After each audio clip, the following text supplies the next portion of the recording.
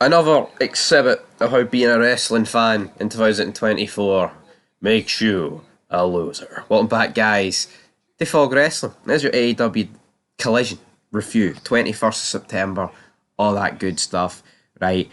And I seen this, right? And this is a WWE botch parody account, but the reality is they're an AEW fanboy, they hate WWE, and imagine actually tweeting this. AEW sold 400 tickets in 48 hours for Grand Slam. Nigel is a draw. He sold 400. Fog Wrestling could sell 400 tickets, man. And we're a bunch of guys that talk about wrestling on YouTube with not that much subs. Nigel McGuinness is a guy, he works for a $1 million company, man, with unlimited money, and he sells 400 tickets, and we're supposed to get down on our hands and knees. It's actually a mental. I actually feel sorry for all these people, man. I actually do. Imagine being this brain dead and brainwashed. It's actually, oh man, it's actually disgusting. Anyway, that does take us in to Collision. It was a show that was pish. It was a show that did nothing for me. It was a show that was just absolute garbage. It is the way it is. But the Nigel McGuinness promo is just absolute. Daniel, you scared of me, Daniel. Grand Slam, you refuse to answer my challenge, Daniel. You refuse to answer my challenge, Daniel. Daniel, you refuse to answer my challenge, Daniel. Alright, we kick off. We'll get to his promo a bit later on, but jeez, oh man. Alright, Sammy Guevara and Dustin Rhodes are introduced first. They're taking on the Undisputed Kingdom's Mike Bennett and Matt Tavern. I seen someone call Mike Bennett a jobber, and then Bennett said on Twitter, he's like, yeah, you know what, if I didn't have substance abuse and all that, and I wasn't an addict, I would have been a big deal in WWE. Yeah, big deal, mate. You know what? I don't know how much drugs you were on, but it appears you're still on them if you're making claims like that, because that is absolutely ridiculous. The match, though, just a bit. Just a bit shite. Dustin Rhodes and Sammy Guevara retain their belts, and it's like, why are these two even a tag team? Like, in all seriousness, like, why are these two even a tag team, man? Can someone, like, explain why they are? Like, I've honestly no idea. It's baffling. Baffling to say the least. It's absolute pish. Yeah, fucking sucks. We then go backstage. Mark Briscoe's there. Kyle O'Reilly and Hologram. It's just like, what are we doing here, man? Let's make it AEW Day. The mayor of Springfield was gonna name it the Premier Athletes Day, but we're gonna name it AEW Day, because my name's Mark Briscoe, and I like drugs, drugs, drugs, drugs. I'm on the meth. Oh, never gonna get it down. Yeah, it looks like Britt Baker. She's gonna return on the 2nd of October 2024. Thank goodness I'm away on holiday then. I will be as far away for fucking the 5-year anniversary of Dynamite as possible. I will not be talking about it. Praise the Lord. Praise the baby Jesus. Anyway, we then go backstage with Evil Uno and Alex Reynolds there talking to Lexi Nair. It's just shite. Alan's in, like, oh, alright, big man. Moxley thinks we're all jokes. Then he says that, what you can do, what you can be made of. So yeah, Darby Allin against Evil Uno later on tonight. Evil Uno, like, what the just some big fat guy wearing a black tie, man. It's like, well, what are we even doing here, man? Just fucking pish. And before anyone turns around and say, what about Mick Foley, Mankind? He was fat and he came out wearing a white shirt and a black tie. It might have been slightly brown on occasion, but you know what? Yeah. Let's not go down the road, right, of trying to pretend that Evil Uno, he's standing next to some guy. I believe the guy's name is Alex Reynolds. Alex Reynolds. It sounds like a guy that belongs in catering, man. Alex Reynolds. Are we having a fucking giraffe here? Like, what is even going on? Such like a fucking deady name. Oh, big Alex Reynolds, mate. Alex Reynolds, what a fucking superstar you are. Well, Alex Reynolds, can I get an autograph, mate?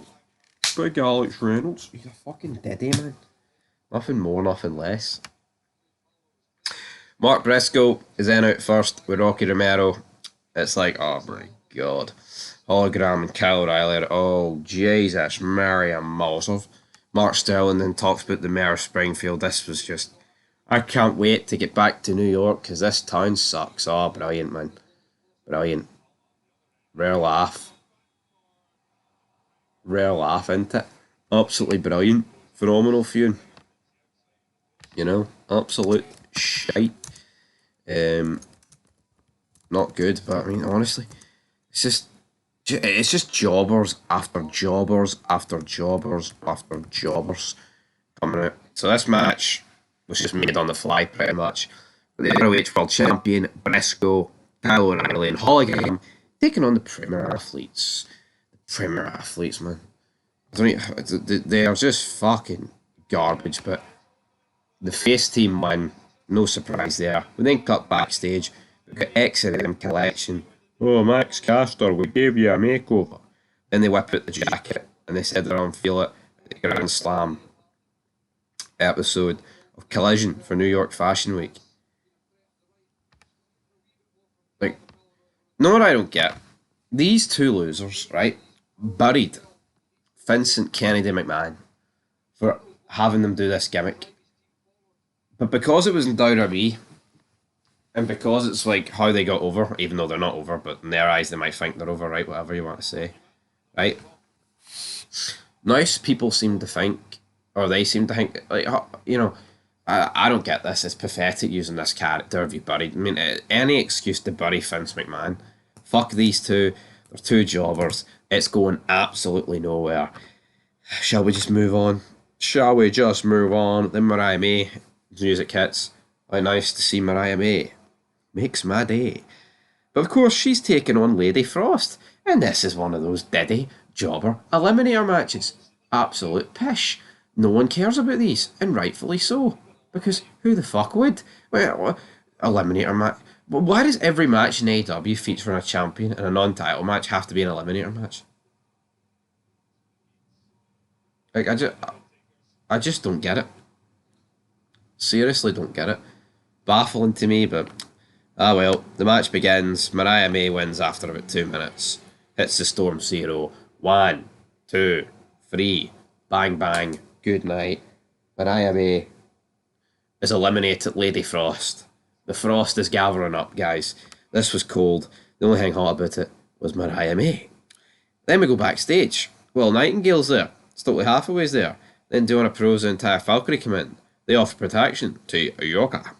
They exchange a few words to a match on Rampage. Yeah, well, we don't review Rampage. We don't watch Rampage. So, yeah, you can exchange numbers, you can exchange matches, you can do whatever, but if it's happening on Rampage, Fog Wrestling, we're not entertained. We're not excited by it. You know, the closest that we get to talking about Rampage is when they do like a dangerously low rating. Collision is becoming like Rampage. It's a 2-hour Rampage, but we're sticking it out. We're watching it. End of the day. And, yeah, don't really know why. People always comment, you hate wrestling, why do you watch it? I don't know, I'm going to do it anyway. Don't understand. Then we get a commercial break. Back for the break, they claimed that Billy Gunn are backstage with Max Caster doing a rap, thrashing, talking. Yo, it's Billy Gunn. I'm 59 years old. I got these two guys. One of them's a bum chum, other one can't rap. Yeah, you can put that one on the tap, because John Cena is here. John Cena is here. He's the man. And Anthony Bolton's, well, he's a queer. What's up? You know, it's just, that right there is better than anything Max Caster's done his entire puff. So, yep, we'll move on. We then had a rundown of the Grand Slam matches. So, obviously, you know, I'm not going to go through every fucking match, but John Moxley against Darby Allin, yeah, it's honestly like the best feud going in wrestling right now. It is. I'm intrigued with the. I'm intrigued if we're getting Shane McMahon or not. It'll probably end up with egg on our face and we won't get nothing. But You know, people can say pure cinema between Cody Rhodes and Roman. It's fucking cringe them meeting in a big stadium like that. Fucking garbage. I mean, at least WWE can sell it big stadiums like, but I mean, that's about it. Darby Allin comes out and then he stares down Nigel McGuinness because, of course, Nigel McGuinness has just stuck his nose where it doesn't belong. He's trying to hoover a match out of this guy, man. Then Evil Uno comes out, which means we have our next match, which is Darby Allin defeating Evil Uno. Hits him with a big coffin drop. 1, 2, 3. Phenomenal. Great. What do you want to talk about? I mean, yeah, correct decision. Not really too much to complain about. Darby Allin wins. Then see a backstage promo with Jeff Jarrett and Karen. Alright, we're challenging Hangman Adam Page to a lethal match, lumberjack strap match. What? What's a lethal match, lumberjack strap match? A lethal match, lumberjack strap match? Just sounds like too much of a mouthful, man. It's embarrassing. It's not that good. It's not that good, fella. It's a wee bit shit. But then, a match that I didn't realise was happening tonight. Queen Amanita taking on Serena Deeb, and it's just... I'm tired, boss. It's just not that good. And I say it's not that good.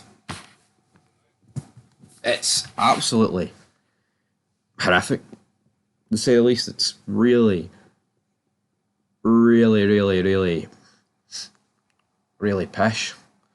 But anyway, moving on. Serena Deeb picks up the victory. Brilliant. And now, what's Saraya rules? I don't know, but we've seen a wee cheeky recap for Rampage that Saraya's challenged Jamie Hayter to a Saraya rules match. What's that? You have to get gangbanged by Brad Marks and Xavier Woods. Is that a Saraya rules match? Who knows? Or, sleep with Alberto Del Rio. Whoever else Paige slept with, I'm not too sure. Cameron then comes out, rips up a piece of paper, puts it in her mouth, ends the segment. Real laugh. Brilliant. Just fucking garbage. But then, yeah. So the rules for the match, right, is essentially Saraya can do everything, but Jamie Hayter can't. Jamie Hayter is a slag. The winner receives an autographed copy of Saraya's autobiography. It's like, what? I don't know Jamie Hayter's personal life, right? But all of us know Paige's personal life. If there's one person that's a slag between the two of them, my money goes on Saraya. Alright? Dustin Rhodes and Sammy Guevara cut a promo backstage. Sammy then challenges Okada to an eliminator match. I'm just sick of these eliminator matches, man. Too much. Is it too much to ask that we can't just get a fucking #1 contendership match and the winner takes on Okada rather than Okada has to jump through about 10 million hoops for these guys, man? Don't understand it. Anyway, then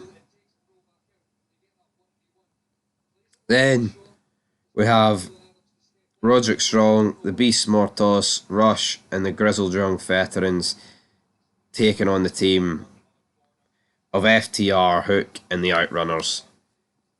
I know it wasn't in the main event slot, but I'm just... See FTR having every fucking match, man. In Collision every week. I'm tired, boss. It's the same old fucking shit. Just a jobber fucking match.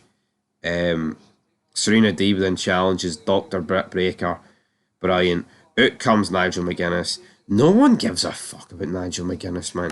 He basically just says, no one believed me when I said I was as good as Daniel Bryan, or, the feud. The feud was 15 years ago. It was in pathetic, shitey ROH, mate.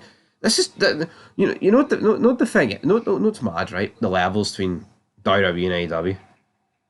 WWE, like 5 years ago, gave us Goldberg Taker because it was a dream match and they did it in Saudi Arabia. AEW is giving us a fucking match from a shitey feud, and see if anyone goes, what do you mean shitey feud? Daniel Bryan, and I've seen a clip the other day of Bryan just throwing McGuinness into the Well, not the turnbuckle, the ring post, man, and he was just taking it head first and he busted himself open the hard way like a fucking idiot. Anyway, this show is garbage, man. I'm giving it a 1 out of 10. Wrestling is just shite. There's just no two ways about it.